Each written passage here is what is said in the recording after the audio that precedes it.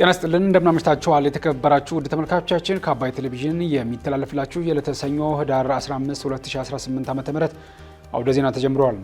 በምሽቱ የዜና ውጃችን በርካታ ዘገባዎችን ወደ እናንተ እናደርሳለን። የቢዝነስና ምጣኔ ሀብት ዘገባችንም ሰዓቱን ጠብቆ ወደ እናንተ ይቀርባል። ዜናውን እየመራው ደግሞ እኔ ካሰኝር ጋር ከእናንተ ጋር ቆይታ አደርጋለሁ። አብራችሁን ቆዩ።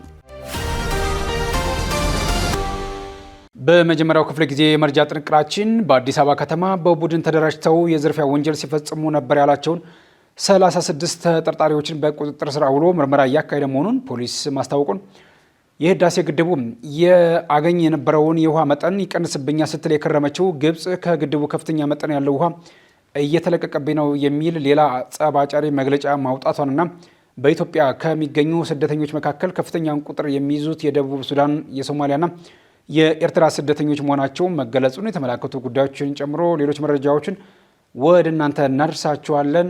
አብራችሁን ቆዩ። ወደ ቀዳሚው ዜና አለፍን። በአዲስ አበባ ከተማ በቡድን ተደራጅተው የዝርፊያ ወንጀል ሲፈጽሙ ነበር ያላቸውን 36 ሰዎችን በቁጥጥር ስር አውሎ ምርመራ እያካሄደ መሆኑን ፖሊስ አስታወቀም። በአዲስ አበባ ከተማ በቡድን በመደራጀት በተለምዶ ሻሿ ተብሎ የሚጠራውን ወንጀል የሚፈጽሙና ከወንጀለኞቹ የተሰረቀ ዕቃን የሚገዙ ወንጀል ፈጻሚዎችን በቁጥጥር ስር በማዋል ምርመራ እያጣራ መሆኑን የአዲስ አበባ ፖሊስ ጠቅላይ መምሪያ አስታውቋል። ህዳር 9 ቀን 2018 ዓ.ም አራት ተጠርጣሪዎች በአዲስ አበባ ከተማ ልደታ ክፍለ ከተማ ወረዳ 7 ኢሚግሬሽን አካባቢ አንዲትን ሴት የታክሲ አገልግሎት ሰጪ መስለው ካሳፈሩ በኋላ የዝርፊያ ወንጀል ሲፈጽሙ በአካባቢው በነበሩ የጸጥታ ኃይሎች እይታ ውስጥ ወድቀው ሊያዙ ችለዋል ሲል የአዲስ አበባ ፖሊስ ገልጿል። በዚህ መነሻነትም ፖሊስ በቁጥጥር ስር የዋሉትን ተጠርጣሪዎች መነሻ በማድረግ ባደረገው ምርመራ የወንጀል ድርጊቱን የሚመራ እና የሚያስተባብር ቡድን እንዳለ እንደደረሰበትና የወንጀለኛ ቡድኑን በቁጥጥር ስር ለማዋል በተደረገ ክትትልም በጉለሌ ክፍለ ከተማ አዲሱ ገበያ አካባቢ ስምሪት የሚሰጡ 11 ግለሰቦች ሊያዙ ችለዋል ብለዋል። ለወንጀል ፈጻሚዎቹ ስምሪት በሚሰጠው ቡድን ላይ በተከናወነ ሌላ ጠንካራ ምርመራን የማስፋት ተግባርም በቡድኑ ስምሪት የተሰጣቸውን 8 ሌሎች ወንጀል ፈጻሚዎች በሚኒባስ ተሽከርካሪ በመጠቀም የሸዋሸዋ ወንጀል ለመፈጸም ሲንቀሳቀሱ በልደታ ክፍለ ከተማ በተለምዶ ኮካ እየተባለ በሚጠራው አደባባይ በቁጥጥር ስር ማዋል ተችሏል ሲል አብራርቷል። ፖሊስ ምርመራና ክትትሉን ቀጥሎ የተመሳሳይ የወንጀል ድርጊት ለመፈጸም ስምሪት የተሰጣቸው አራዳ ክፍለ ከተማ እንዲሁም በቦሌ ክፍለ ከተማ በሚኒባስ ተሽከርካሪዎች ሲንቀሳቀሱ የነበሩ 13 አባላት ያሉት ሁለት ቡድን በቁጥጥር ስር ማዋሉንም ገልጿል። ከዚህ ወንጀል ጋር በተያያዘ በቤት ተሽከርካሪ እየተዟዟሩ ከወንጀል ፈጻሚዎች ጋር የተሰረቀ ዕቃ ሲገዙ የነበሩ ተቀባዮችም ከነ ተቀበሉት ዕቃ በቁጥጥር ስር ውለዋልም ብሏል። በአጠቃላይ ከዚህ ወንጀል ጋር በተያያዘ 36 ሰዎችን በቁጥጥር ስር ውሎ ምርመራ እያጣራ መሆኑንም የአዲስ አበባ ፖሊስ መምሪያ ገልጿል። የህዳሴ ግድቡ አገኝ የነበረውን የውሃ መጠን ይቀንስብኛል ስትል የከረመችው ግብጽ ከግድቡ ከፍተኛ መጠን ያለው ውሃ እየተለቀቀብኝ ነው የሚል ሌላ ጸባጫሪ መግለጫ ወጣች። የህዳሴ ግድብ መገንባትን ተከትሎም ላለፉት በርካታ ዓመታት ከአባይ ወንዝ የማገኘውን የውሃ መጠን ይቀንስብኛል የሚል አቤቱታ ስታቀርብ የነበረችው ግብጽ አሁን ደግሞ ከግድቡ የሚለቀቀው የውሃ መጠን በዝቶብኛል ስትል ርዕስ በርሱ የሚጋጭ መግለጫ ወጥታለች። የግብጽ የውሃ ሀብትና መስኖ ሚኒስቴር ባወጣው መግለጫ እንዳስታወቀው ኢትዮጵያ ከህዳሴው ግድብ ከፍተኛ ውሃ መልቀቋን ገልጾ በዚህም በታችኛው ተፋሰስ ላይ ከዚህ ቀደም ታይቶ የማይታወቅ ጅረት አስከትሏል ብሏል። ሚኒስትሩ ሴፕቴምበር 10 ቀን የተለቀቀው የውሃ መጠን 485 ሚሊዮን ሜትሪክ ኪዩብ ውሃ መሆኑና እንዲሁም ሴፕቴምበር 27 የተለቀቀው የውሃ መጠንም ደግሞ 780 ሚሊዮን መሆኑን ገልጿል። ኢትዮጵያ በህዳሴው ግድቡ ግንባታ ዙሪያ የተናጠል ውሳኔ ወስናለች በሚል ወቀሳ የምታቀርበው ግብጽ ግንባታው በተጠናቀቀው በዚህ ግድብ የቁጥጥር ስራ ላይ ካልተሳተፍኩ የሚል ፍላጎት እንዳላትም ደጋግማ አሳይታለች። የውሃ ሀብትና መስኖ ሚኒስትሩ መግለጫ በአባይ ወንዝ ፍሰት ላይ ግልጽና ተከታታይነት ያለው ቁጥጥር እንዲደረግና ኢትዮጵያ በተናጠል የምታደርገው የውሃ አስተዳደር አደጋ ያስከትላል በሚል ይህንኑ በቁጥጥሩ ሂደት እጁን የማስገባት ፍላጎትንም አንጸባርቋል። የውሃ ሀብትና መስኖ ሚኒስትሩ መግለጫ በአባይ ወንዝ ፍሰት ላይ ግልጽነትና ተከታታይነት ያለው ቁጥጥር እንዲደረግና ኢትዮጵያም በተናጠል የምታደርገው የውሃ አስተዳደር አደጋ ያስከትላል በሚል ይህንኑ በቁጥጥሩ ሂደት እጁን የማስገባት ፍላጎትን አንጸባርቋል። ከዚህ ቀደም ኢትዮጵያ በግድቡ ውሃ ፍሰት ላይ ተለዋዋጭ እርምጃ ወስዳለች ያለው መግለጫው በዚህ ወር ደግሞ ማለትም ከኖቬምበር 1 እስከ 20 ከፍተኛ መጠን ያለው ውሃ ለቃለች ብሏል። መግለጫው በተጠቀሱት ቀናት ውስጥ ኢትዮጵያ የለቀቀችው የውሃ መጠን በቀን በአማካኝ 180 ሚሊዮን ኪዩብ ሜትር ነው ያለ ሲሆን በዚህ ወቅት ከዚህ ቀደም የሚለቀቀው ውሃ 100 ሚሊዮን ኪዩብ ሜትር ነበር ሲልም አንስቷል። ሆኖም የግብጽ መንግስት በህዳሴ ግድቡ ዙሪያ የሚያነሳቸው ወቀሳዎች በየጊዜው እየተቀያየሩ ሲሆን አሁን ደግሞ ለዓመታት ሲያነሳው የነበረውን የውሃ መጠኔ ይቀንስብኛል የሚል ወቀሳ ውሃ በዛብኝ ወደሚል አቤቱታ መቀየሩም ተመላክቷል። በኢትዮጵያ ከሚገኙ ስደተኞች መካከል ከፍተኛውን ቁጥር የሚይዙት የደቡብ ሱዳን፣ የሶማሊያና የኤርትራ ስደተኞች መሆናቸው ተገለጸ። ይህ የተገለጸው የህዝብ ተወካዮች ምክር ቤት የውጭ ግንኙነትና የሰላም ጉዳዮች ቋሚ ኮሚቴ ስደተኞችና ተመላሽ አገልግሎት የ2018 ዓ.ም በጀት ዓመት የመጀመሪያ ሩብ ዓመት የዕቅድ አፈጻጸም በገመገመበት ወቅት ነው። ኢትዮጵያ ካሏት ስደተኞች ቁጥር አንጻር በዓለም ላይ ከለጋሾችና አጋር አካላት ለስደተኞች ሊደረግ የሚገባው ድጋፍ በመቀነሱ ተጽዕኖ ቀላል ባለመሆኑ አማራጭ ድጋፍ ምንጮችን ለመፈለግ እያደረገና ተቋሙ የተሰጠውን ኃላፊነት ለመወጣት ከፍተኛ ጥረት እያደረገ መሆኑን የቋሚ ኮሚቴ ሰብሳቢ ዶክተር ዲማ ነገው ተናግረዋል። የቋሚ ኮሚቴ ምክትል ሰብሳቢ ዶክተር ፈቲህ ማህዲ በበኩላቸው እንዳስታወቁት አገልግሎቱ በሩብ ዓመቱ ስኬታማ ስራዎችን መስራቱን ጠቁመዋል። ኢትዮጵያ በአፍሪካ ስደተኞችን በማስተናገድ ሁለተኛ ደረጃ በመያዝ የሀገሪቱ ዜጎች የመሰረተ ልማት፣ የኢኮኖሚ፣ የጸጥታ፣ የተፈጥሮ ሀብቷ ላይና ሌሎችንም ጫና እንዳይፈጥር በመጠጥ ውሃ፣ ጤና፣ ትምህርትና በሌሎች ማህበራዊ ጉዳዮች ላይ አገልግሎቱን በስፋት ተደራሽ ማድረግ እንደሚገባም ተናግረዋል። ከስደተኞች ጋር ተያይዞ ሊከሰቱ የሚችሉ ወረርሽኞች፣ የጤና የጸጥታና ደህንነት ስጋት እንዳይፈጠር ቀድሞ መከላከል እንደሚገባም ተገልጿል። ስደተኞችንና ስደተኞችን ተቀባይ ማህበረሰቡን ተጠቃሚ የሚያደርጉ ሰፊ ስራዎችም ከልማት አጋር የሆኑ የዓለም ባንክ፣ የአፍሪካ ልማት ባንክና እንደ ኳታር ካሉ የጎልፍ ሀገራት ጋር በትብብር እየተሰራ መሆኑን ተመላክቷል። የአገልግሎቱ ዋና ዳይሬክተር ወይዘሮ ጠይባ ሀሰን አሁን ላይ ኢትዮጵያ ውስጥ በተለያዩ ክልሎች ከ1.1 ሚሊዮን በላይ ስደተኞች ተጠልለው እንደሚገኙም አመልክተዋል። ከነዚህም ውስጥ በጋምቤላ ክልል ከደቡብ ሱዳን የመጡ ከ400 ሺህ በላይ ስደተኞች እንደሚገኙና የደቡብ ሱዳን ስደተኞች ከፍተኛውን ቁጥር መያዛቸውንም ተናግረዋል።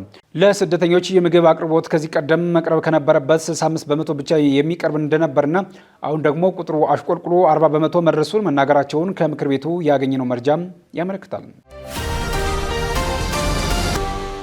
የተወደዳችሁ ተመልካቾቻችን እየተከታተላችሁ ያላችሁት ከአባይ ቴሌቪዥን የአውደ ዜና የመረጃ ሰዓታችን አሁንም እንዳይቀጠለ ነው። ወደ ሁለተኛው ዙር ጥንቅራችን ስናልፍ ደግሞ ጾታዊ ጥቃት በኢትዮጵያ በሴቶችና ሕፃናት ላይ ውስብስብ ጉዳት የሚያደርስ በመሆኑ ድርጊቱን ሁሉም አጥብቆ እንዲያወግዘው ጥሪ መቅረቡንና እስራኤል ከወራት በኋላ በቤይሩት በፈጸመችው ጥቃት የሂዝቦላህ ከፍተኛ ባለስልጣንን መግደሏን ጨምሮ ሌሎች መረጃዎችን ዘነበ ህልፍ ይዟል። በድጋሜ አብራችሁን ቆዩ። በአፋር ክልል ኤርታሌ ተራራ ላይ የተከሰተው እሳተ ገሞራ ድምፁ እስከ ጅቡቲ፣ መቀሌና ደሴ ዙሪያ መሰማቱ ተገለጸ።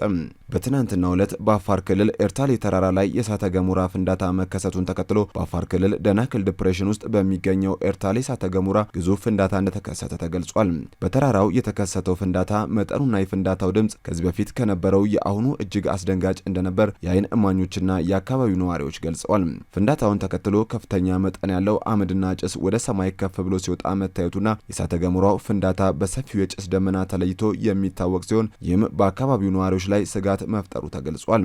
የኤርታሌ እሳተ ገሞራ በኢትዮጵያ ከሚገኙ ንቁ እሳተ ገሞራዎች አንዱ ሲሆን ለክልሉ የቱሪዝም ዘርፍ ያለው አስተዋጽኦ ከፍተኛ እንደሆነም ይታወቃል። ከዚህ ቀደምም በተለያዩ ጊዜያት ተመሳሳይ ፍንዳታዎች እንደታዩበት ተገልጿል። ትናንት የተከሰተው ፍንዳታ ድምፁ ጅቡቲ፣ መቀሌና ደሴ ዙሪያ መሰማቱም ታውቋል። የፈነዳው ተራራ ከዋናው የኤርታሌ ተራራ በ8 ኪሎ ሜትር ርቀት ላይ የሚገኝ ሲሆን ተራራው ከዚህ በፊት ምንም አይነት ምልክት አሳይቶ እንደማያውቅ ከ3 ቀን በፊት የተወሰነ ጭስ ማውጣት እንደጀመረና ትናንትና ለጆሮ በሚከብድ መልኩ ከፍተኛ የፍንዳታ ድምፅ እንዳወጣም ተገልጿል።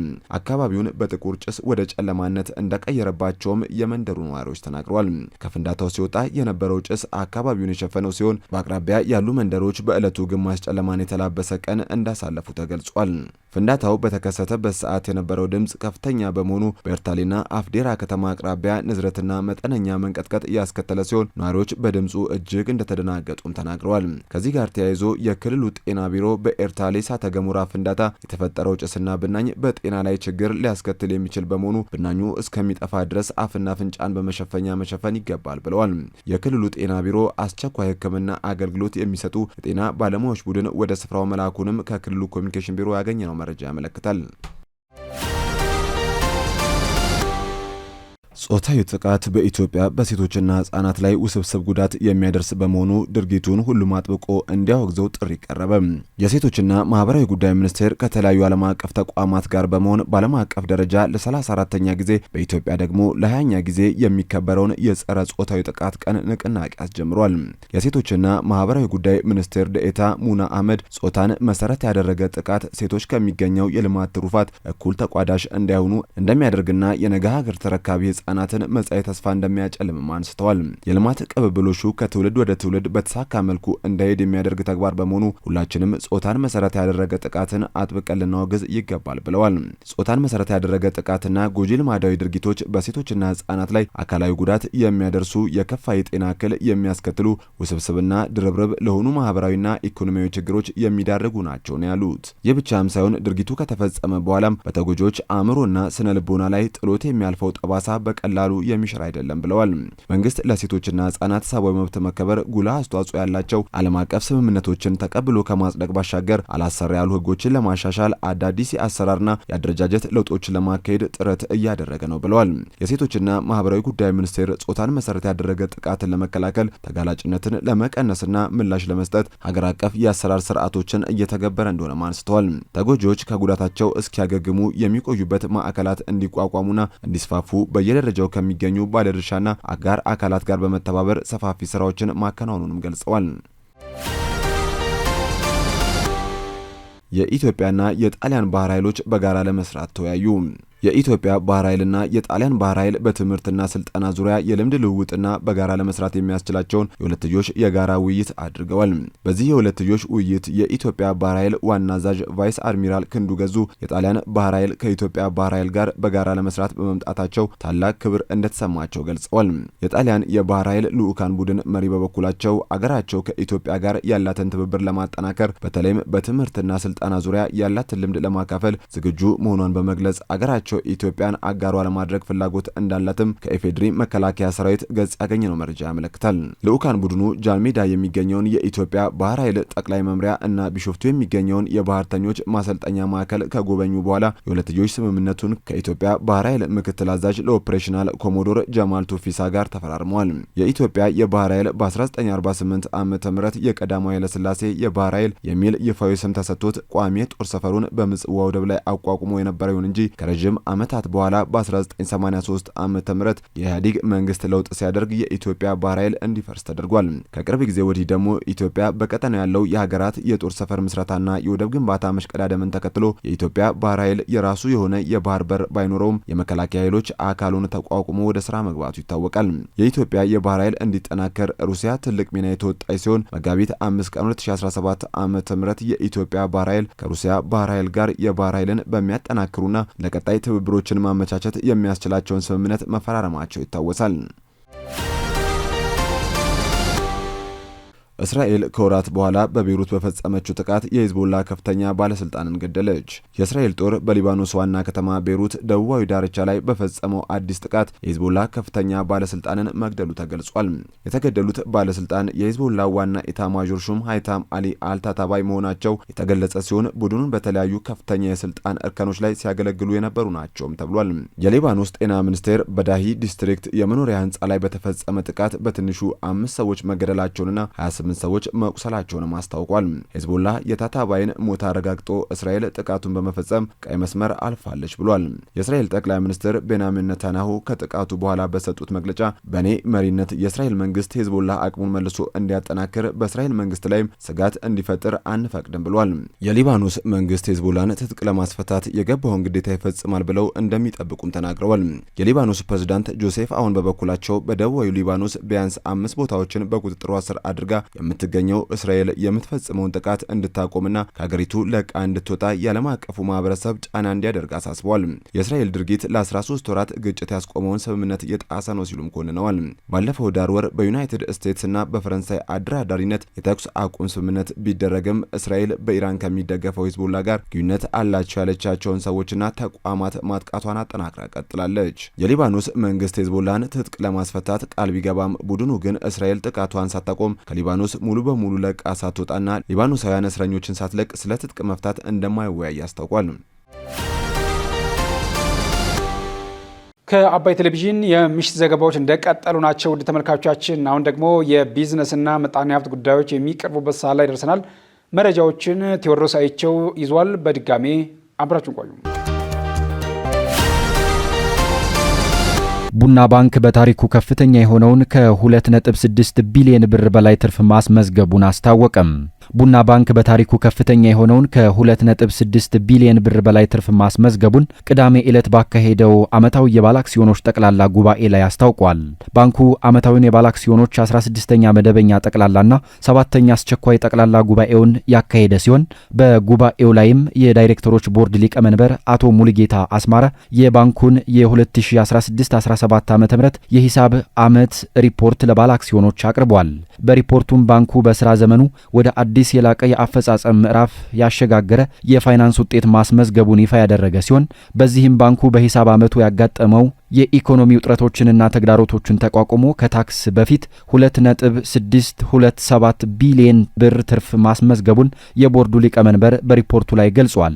ይህም ከባለፈው ዓመት 950 ሚሊዮን ብር የትርፍ አፈጻጸም ጋር ሲነጻጸር የ182.5 በመቶ እድገት ማሳየቱን ገልጸው ባንኩ በሂሳብ ዓመቱ በ1000 ብር አክሲዮን ላይ ያስመዘገበውን ትርፍ ባለፈው ዓመት ከነበረው 161.57 ብር የ146.7 በመቶ እድገት ማስመዝገብ ወደ 398.65 ብር ከፍ ማድረግ መቻሉን አቶ ሙሉጌታ አስማረ ተናግረዋል።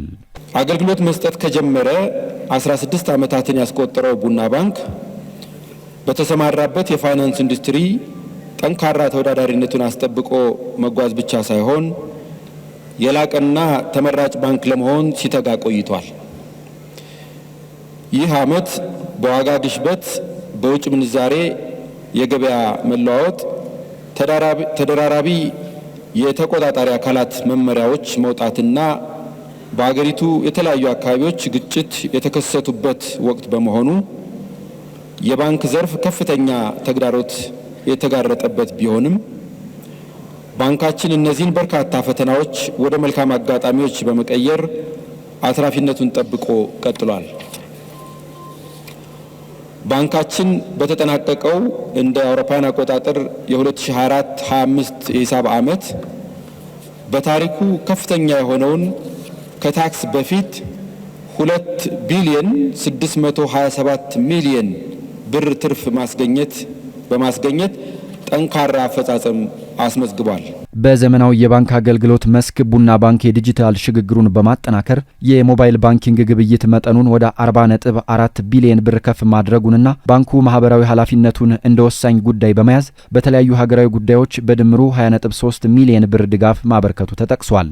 ከተመሰረተ 16 ዓመታትን ያስቆጠረው ቡና ባንክ ከ14000 በላይ ባለአክሲዮኖቹንና ቁጥራቸው 4000 የሚጠጋ ቋሚ ሰራተኞች እንዳሉትና በመላው የሀገሪቱ ክፍሎች በሚገኙ 454 ቅርንጫፎቹ የባንክ አገልግሎቶችን በመስጠት ላይ የሚገኝ ባንክ መሆኑም ተጠቁሟል።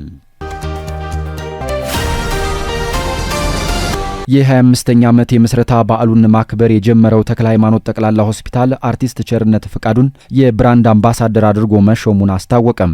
በኢትዮጵያ የጤና ዘርፍ ውስጥ የላቀ አስተዋጽኦ በማበርከት የሚታወቀው ተክለ ሃይማኖት ጠቅላላ ሆስፒታል ለ25 ዓመታት ያክል በጤና ዘርፍ ያስመዘገበውን ስኬት የሚያሳይ የምስረታ በዓሉን ማክበር መጀመሩን አስታውቋል። ከክሊኒክ ተነስቶ ዛሬ ላይ ዓለም የደረሰበትን የሕክምና ቴክኖሎጂ መሳሪያዎች ስፔሻሊስቶችን በመያዝ አገልግሎት እየሰጠ መሆኑ ተገልጿል። ጠቅላላ ሆስፒታል ለመሆን የበቃው ተክለ ሃይማኖት ጠቅላላ ሆስፒታል የሩብ ምዕት ዓመት ጉዞውን ከህዳር 14 እስከ ግንቦት 13 ቀን 2018 ዓ.ም ድረስ ባሉት ወራት ሊያከብር መዘጋጀቱን በትናንትናው ማስጀመሪያ መርሃ ግብር ላይ አስታውቋል።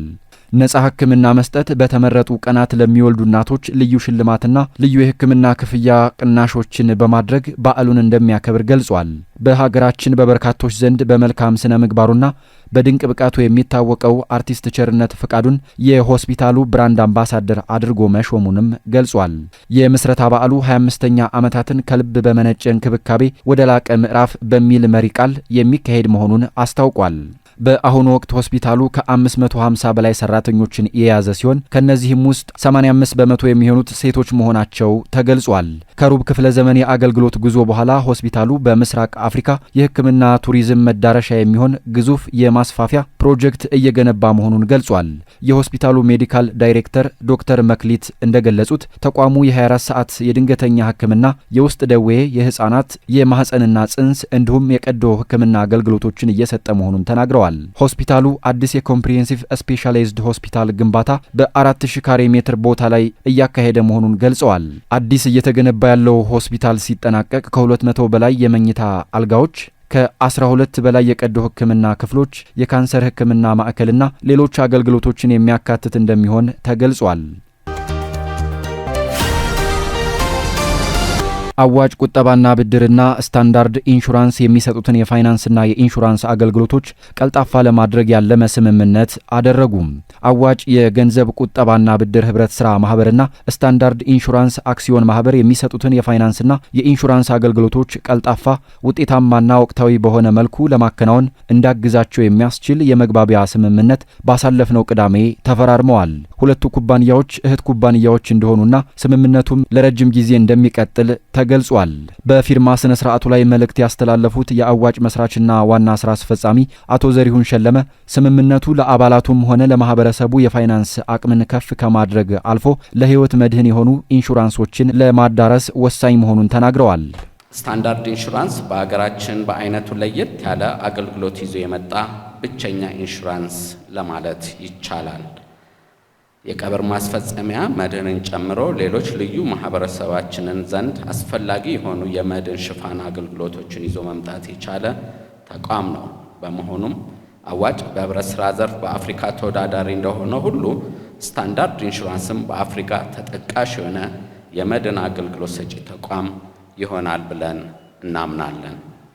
ስለዚህ ከስታንዳርድ ኢንሹራንስ ከሲዩ ማህበር ጋር በመተባበር ተደራሽ፣ አስተማማኝና ሰው ተኮር የሆነ የኢንሹራንስ አገልግሎቶችን ወደ ማህበራችን ለማምጣት ዓላማ አድርገን እንሰራለን። ይህ ትብብር ደግሞ የአባላትን የፋይናንስን አቅም የሚያጠናክሩ፣ የንብረታቸውን ከለላ የሚሆኑ እና የአባላቶችና የቤተሰቦቻቸውን የረጅም ጊዜ የኑሮ ሁኔታ መረጋጋት የሚያገለግሉ አገልግሎቶችን ለማቅረብ ያስችላል። ይህ ስምምነት ትርጉም ያለው ውጤት ሊፈጥር እንደሚችል እርግጠኛ ብንሆንም ውጤቱ ግን ለሁለቱ ተቋማት ብቻ ሳይሆን እኛን አምነውን አብረውን ለሚጓዙ በብዙ ሺህ ለሚቆጠሩ ግለሰቦችና ቤተሰቦቻቸው ጭምር ነው። የስታንዳርድ ኢንሹራንስ ዋና ስራ አስፈጻሚ የሆኑት አቶ ሰለሞን አሰፋ በበኩላቸው ስምምነቱ የረጅም ጊዜ ስትራቴጂካዊ ስራዎችን በጋራ ለመስራት ያለምና የማህበረሰቡን የፋይናንስና የህይወት ኢንሹራንስ የሚደግፍ ነው ብለዋል። ይሄ ስምምነት ጠንካራ እንዲሁም ለማህበረሰቡ ተጨማሪ የሆነ ሽፋን የሚሰጥ ጉልበት የሚሰጥ እንደሆነ አምናለሁ። በፋይናንስ በኩል ማህበረሰቡን የሚረዳ አዋጭ የሚያክል ትልቅ ድርጅት አለ። በዚህ በኩል ስጋቶችን ደግሞ በኢንሹራንስ ሽፋን የሚሸፍን ትልቅ ድርጅት ተወልዷል ማለት ነው። ስለዚህ ይሄ ስምምነት በጣም ትልቅ ማይልስቶን መሆኑን እረዳለሁ። ከዚህ በመቀጠል ስታንዳርድ ኢንሹራንስ እድለኛ መሆኑን ለመግለጽ እሞክራለሁ። ስታንዳርድ ኢንሹራንስ አክሲዮን ማህበር የጠቅላላና ህይወት ኢንሹራንስ ዘርፎችን በማካተት ካፒታሉን 305 ሚሊዮን ብር በላይ በማድረስ በብሔራዊ ባንክ ተመዝግቦ ህጋዊ ፍቃድ ማግኘቱ ተገልጿል። አዋጭ የገንዘብ ቁጠባና ብድር ህብረት ስራ ማህበር በ1999 ዓ.ም የተቋቋመና በአሁኑ ወቅትም ከ16000 በላይ አባላትን በማፍራት የሀብት መጠኑን ከ16 ቢሊዮን ብር በላይ ማድረስ የቻለ ተቋም መሆኑም ተመላክቷል። ስትከታተሉት የነበረው የዕለተ ሰኞ ኅዳር 15 2018 ዓ.ም ከአባይ ቴሌቪዥን የአውደ ዜና የመረጃ ጥንቅራችን ይህንን ይመስል ነበር። አብራችሁን ስለነበራችሁ ምስጋናችን ከልብ ነው። በያላችሁበት መልካም ምሽት።